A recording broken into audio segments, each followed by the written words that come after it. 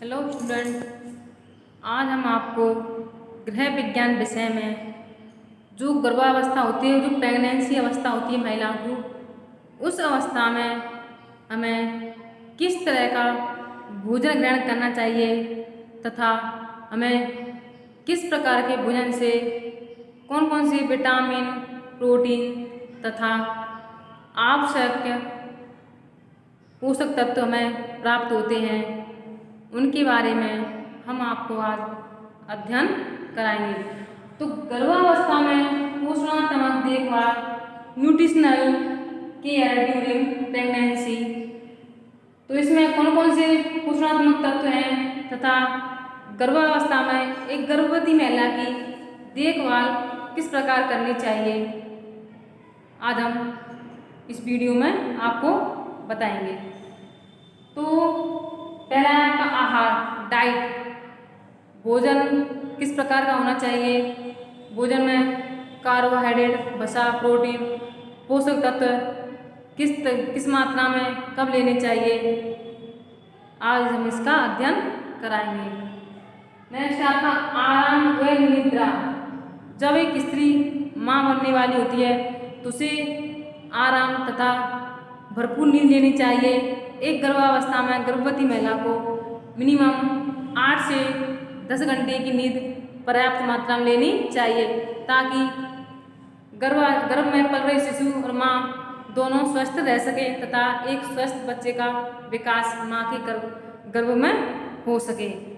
Next है आपका पोशाक। गर्भावस्था में गर्भवती महिलाओं का जो भार है, वजन है, शरीर की मात्रा दिनों दिन बढ़ती रहती है बच्चे की वृद्धि के अनुसार। इस अवस्था में गर्भवती महिला को ढीले वस्त्र तथा आरामदायक सूती वस्त्र पहनने चाहिए, ताकि जच्चा बच्चा दोनों को आराम तथा कोई परेशानी ना हो, जिससे मौसम के अनुसार, मौसम के बदलते के अनुसार हमें वस्त्र पहनने चाहिए। नेक्स्ट है आपका व्यायाम। शरीर के लिए व्यायाम करना अति आवश्यक है, जिससे शरीर चुस्त दुरुस्त एवं स्वस्थ रहता है। प्रातःकाल टहलना चाहिए तथा भारी वातावरण जो वायु है उसका ग्रहण करना चाहिए, ताकि बच्चा और माँ दोनों स्वस्थ रह सके, शरीर के अंदर ऑक्सीजन का आवागमन पूर्ण रूप से हो सके। स्वच्छ वायु व सूर्य प्रकाश। स्वच्छ वायु, वातावरण में जो वायु है, ऑक्सीजन गैस जिसे प्राण वायु कहा जाता है, इसका हमें भरपूर सेवन करना चाहिए तथा सूर्य के प्रकाश, तो सूर्य से जो रोशनी आती है, जो प्रकाश होता है, इससे जो बाहर के जो कीटाणु हैं उनको खत्म करने में सूर्य का प्रकाश प्रभावशाली होता है। जो निकलने वाली किरणें होती हैं, जो आसपास के वातावरण है, बीमारियों, कीटाणुओं, छोटे छोटे जर्म्स हैं, उनको नष्ट करने में सूर्य का प्रकाश सबसे महत्वपूर्ण माना जाता है। जो बहुमंजिले घर हैं, जहाँ धूप नहीं आ पाती इन घरों में, उन महिलाओं को सूर्य का प्रकाश अवश्य लेना चाहिए, क्योंकि सूर्य के प्रकाश से विटामिन डी मिलता है, जो हमारी हड्डियों तथा शरीर के विकास के लिए अति आवश्यक है। नेक्स्ट है आपका शारीरिक स्वच्छता। गर्भावस्था में गर्भवती स्त्री को अपने शरीर का ध्यान रखना चाहिए तथा स्वच्छता है, साफ सफाई है, अपने आवश्यक अंगों का साफ सुथरा रखना चाहिए। स्तनों की देखभाल।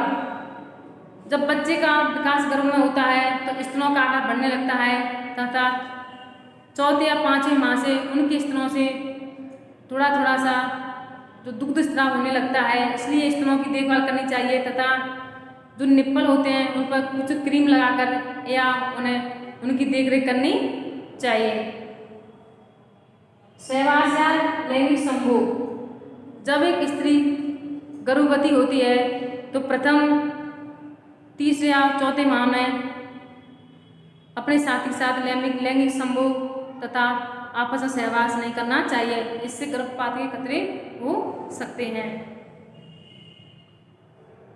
मानसिक स्वास्थ्य। एक गर्भवती स्त्री को शारीरिक स्वास्थ्य के साथ साथ मानसिक स्वास्थ्य का भी ध्यान रखना चाहिए। हमेशा उसे तनाव रहित वातावरण रहना चाहिए। तो गृह क्लेश, छोटी मोटी बातें जो कुंठा भनासा कारण होती हैं उनसे दूर रहना चाहिए, ताकि बच्चे का विकास पूर्ण रूप से हो सके तथा उसके अंदर त्रकण भाषा का विकास हो सके। वजन में वृद्धि, वजन में वृद्धि होना गर्भावस्था का एक सामान्य लक्षण है। गर्भावस्था में शरीर का आकार बढ़ने के साथ साथ बच्चे का भी आकार गर्भाशय में बढ़ता है, जिससे वजन का बढ़ना एक आम बात है। तो इन बातों का हमें गर्भावस्था में ध्यान रखना चाहिए। आज हम आपको आहार डाइट के बारे में बताएंगे कि हमें भोजन के रूप में गर्भावस्था का को कौन कौन से भोजन देने चाहिए तथा कौन कौन से भोजन ग्रहण करने चाहिए। एक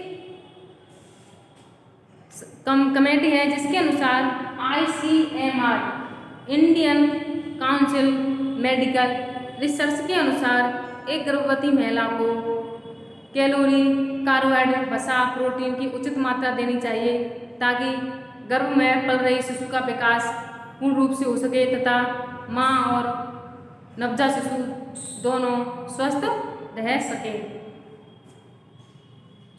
इंडियन काउंसिल मेडिकल रिसर्च के अनुसार गर्भावस्था में गर्भवती स्त्री का भोजन है संतुलित तथा सभी पोषक तत्वों से भरपूर होना चाहिए। अब आपका कार्बोहाइड्रेट एक कार्बन, हाइड्रोजन, ऑक्सीजन उपस्थित होते हैं।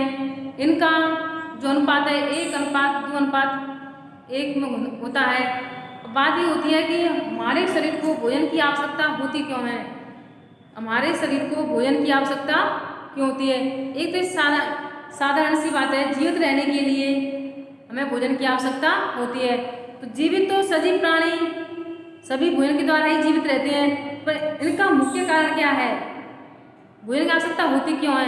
तो नंबर 1, हमें भोजन की आवश्यकता शरीर की मरम्मत, टूट फूट की मरम्मत, ऊतकों की सुरक्षा इत्यादि प्रतिरोधक क्षमता को बढ़ाने के लिए तथा शरीर के अन्य जैविक अंगों को स्वस्थ रखने के लिए हमें भोजन की आवश्यकता होती है, जो शरीर में कार्बोहाइड्रेट, वसा, प्रोटीन के माध्यम से शरीर की पूर्ति होती है। संतुलित भोजन वह भोजन होता है जिसके माध्यम से हमें सभी प्रकार के पोषक तत्व प्राप्त हो सके, जैसे कार्बोहाइड्रेट, वसा, प्रोटीन, अन्य खनिज लवण, ये सभी संतुलित भोजन की श्रेणी में आते हैं।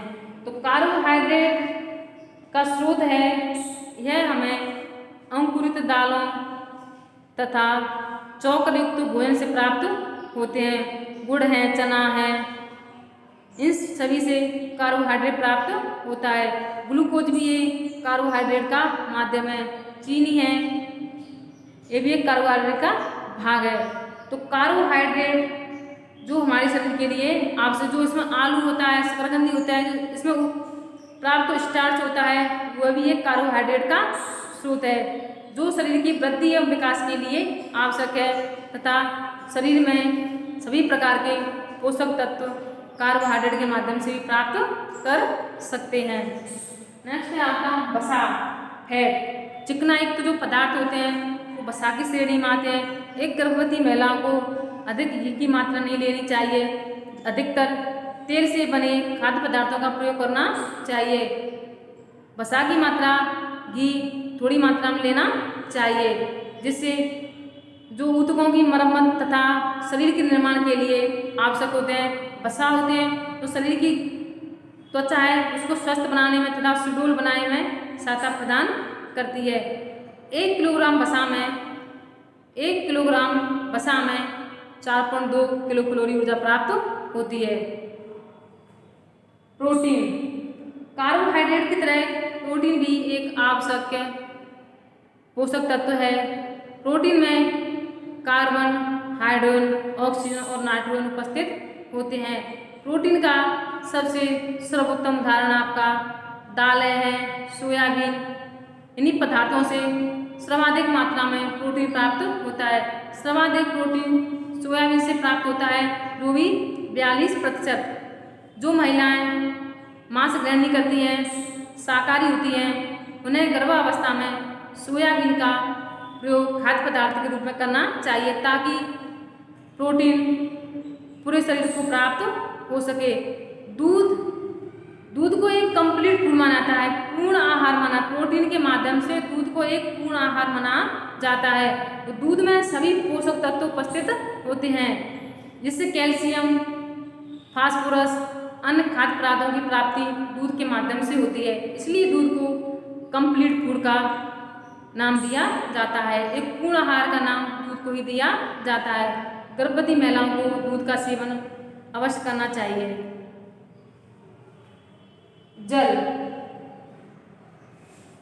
जल एक महत्वपूर्ण पेय पदार्थ है। भोजन के बाद जल एक आवश्यक पेय पदार्थ है। हमें स्वच्छ एवं पारदर्शी जल का प्रयोग पीने में करना चाहिए। जल के द्वारा ही भोजन का पाचन, अवशोषण, अंतर्ग्रहण किया जाता है। सभी स्वांगीकरण जो क्रियाएं हैं जल के द्वारा ही संभव होती हैं। मानव का शरीर 70% जल के द्वारा ही बना होता है। इसलिए गर्भवती महिला को प्रतिदिन 6 से 8 गिलास पानी ग्रहण करना चाहिए ताकि शरीर में डिहाइड्रेशन, निर्जलीकरण की समस्या ना हो तथा बच्चे का विकास पूर्ण रूप से हो सके। नेक्स्ट है आपका कैलोरी। कार्बोहाइड्रेट, वसा, प्रोटीन, इन्हीं के माध्यम से कैलोरी प्राप्त होती है। एक गर्भवती महिला को ICMR यानी इंडियन काउंसिलिंग मेडिकल रिसर्च के अनुसार 300 किलो प्रति कैलोरी एक्स्ट्रा गर्भवती महिला को लेना चाहिए। कैलोरी की मात्रा भोजन में बढ़ाने से सभी प्रकार के पोषक तत्व प्राप्त होते हैं। कैल्शियम, जब बच्चे का विकास मां के गर्भाशय में होता है तो उसको कैल्शियम की आवश्यकता होती है। इसलिए गर्भवती महिला को कैल्शियम युक्त खाद्य पदार्थों का प्रयोग करना चाहिए। कैल्शियम का सबसे एक अच्छा उदाहरण है दूध, जो हड्डियों के निर्माण तथा ऊतकों के निर्माण के लिए आवश्यक। अगर गर्भवती महिला को कैल्शियम उचित मात्रा में नहीं दिया जाता है तो नवजात शिशु, गर्भ में पल रहा शिशु माँ की हड्डियों से कैल्शियम प्राप्त करता है, जिससे माँ की जो हड्डियाँ होती हैं कमजोर होने लगती हैं, जिससे कमर दर्द, अन्य परेशानी होने लगती है। इसलिए गर्भवती महिलाओं को कैल्शियम से भरपूर खाद्य पदार्थ देने चाहिए। लोहा, शरीर में रक्त निर्माण तथा हीमोग्लोबिन के पूर्ण विकास के लिए लोह युक्त पदार्थों का सेवन करना चाहिए, जैसे हरी पत्तेदार सब्जियां, जिससे एनीमिया, रक्तअल्पता, खून की कमी शरीर में ना हो तथा हीमोग्लोबिन का स्तर माता के शरीर में बना रहे। इसलिए हरी पत्तेदार सब्जियों का सेवन करना चाहिए तथा जो आयरन की जो टैबलेट हैं उनका सेवन करना चाहिए। नेक्स्ट है आपका आयोडीन। टेबल साल्ट, जो नमक, साधारण नमक होता है NaCl। आयोडीन का कार्य एक आवश्यक खनिज लवण है जो शरीर के संकुचन एवं नियमन के लिए आवश्यक है। अगर कोई व्यक्ति आयोडीन युक्त नमक ग्रहण नहीं करता है तो उससे गलगंड या घेंगा रोग होने की संभावना होती है।